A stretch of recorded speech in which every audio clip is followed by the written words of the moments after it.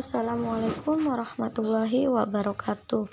Kami dari kelompok 1 akan mempresentasikan hasil diskusi kami yang berjudul Konsep Dasar Akuntansi Ziswaf. Baik, sebelum kita masuk ke dalam pembahasan materi, izinkan kami memperkenalkan diri terlebih dahulu.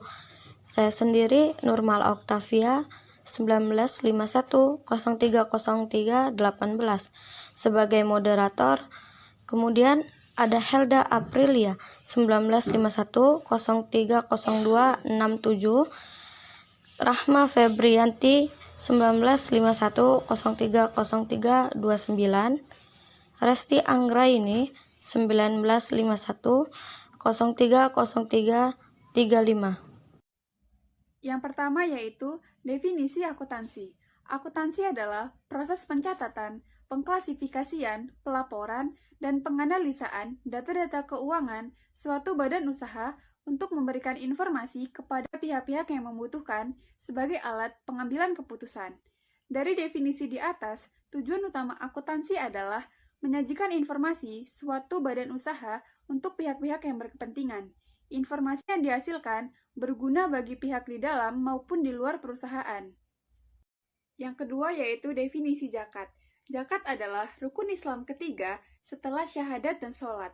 Membayar zakat merupakan kewajiban bagi setiap umat Islam yang memiliki harta sampai ada nisabnya. Menurut bahasa, zakat adalah tumbuh, bersih, berkembang, dan berkah. Sedangkan menurut istilah fikih, zakat adalah menyerahkan sejumlah harta tertentu yang diwajibkan oleh Allah Subhanahu wa Ta'ala kepada orang-orang yang berhak menerimanya. Materi selanjutnya, konsep pengakuan dan pengukuran asumsi dasar. Yang pertama, asumsi entitas.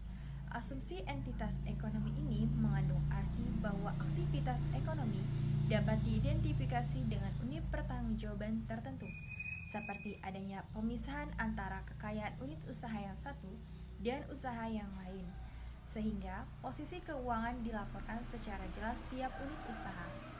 Yang kedua, asumsi kelangkaan hidup. Dalam asumsi ini, perusahaan yang didirikan mempunyai umur yang tidak terbatas atau mempunyai umur yang panjang yang tidak terbatas dalam aktivitasnya. Yang ketiga, asumsi unit moneter. Asumsi ini mengandung arti bahwa perusahaan melakukan penilaian dan pengukuran berdasarkan pada satuan moneter yang menjadi ukurannya. Yang keempat, asumsi periodisitas. Dalam asumsi periodisitas mengandung arti bahwa pengukuran dan penilaian dalam aktivitas ekonomi atau operasional perusahaan dilakukan secara periode waktu. Materi selanjutnya yaitu prinsip-prinsip dasar akuntansi. Prinsip dasar akuntansi terbagi menjadi 4. Yang pertama, prinsip biaya historis, di mana prinsip ini menghendakinya digunakannya harga perolehan dalam mencatat aktiva, hutang, biaya, dan modal. Yang kedua, prinsip pengakuan pendapatan. Prinsip ini digunakan karena sering terjadinya kesalahpahaman di dalam pengakuan pendapatan, sehingga mengakibatkan pendapatan dilaporkan terlalu tinggi atau rendah. Jadi untuk mengantisipasi hal tersebut, perlu adanya pemahaman yang jelas kapan suatu pendapatan itu diakui. Yang ketiga, prinsip perbandingan. Prinsip perbandingan menunjukkan bahwa besarnya pengeluaran sumber ekonomi harus diikuti dengan besarnya arus masuk sumber ekonomi kepada entitas.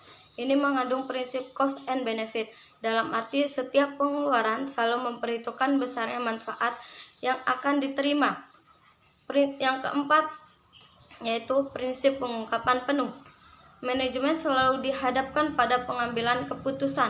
Keputusan yang diambil tidak terlepas dari informasi, sehingga informasi yang diperoleh manajemen harus benar-benar dapat diandalkan, yaitu informasi yang benar-benar menggambarkan informasi kondisi yang sebenarnya dan sangat memadai. Informasi yang memadai akan mempengaruhi keadaan pengambilan keputusan. Materi yang terakhir yaitu tentang kualitas informasi. Menurut Statement of Financial nomor 2, karakteristik kualitatif dari informasi akuntansi adalah yang pertama relevan. Maksudnya adalah kapasitas informasi yang dapat mendorong suatu keputusan apabila dimanfaatkan oleh pemakai untuk memprediksi hasil di masa depan yang berdasarkan kejadian waktu lalu dan sekarang.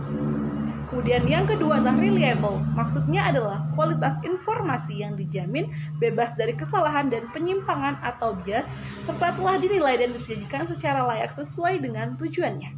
Yang ketiga adalah daya banding, yaitu informasi yang dapat dibandingkan, menyajikan kesamaan dan perbedaan yang timbul dari kesamaan dasar dan perbedaan dasar dalam perusahaan, dan transaksinya tidak semata-mata dari perbedaan akuntansinya. Yang keempat yaitu konsistensi. Keseragaman dalam penetapan kebijaksanaan dalam prosedur akuntansi yang tidak berubah-ubah dari periode ke periode. Baik, cukup sekian presentasi dari kelompok kami. Apabila ada kesalahan dalam penulisan maupun pembacaan, kami mohon maaf. Kami akhiri. Wassalamualaikum warahmatullahi wabarakatuh.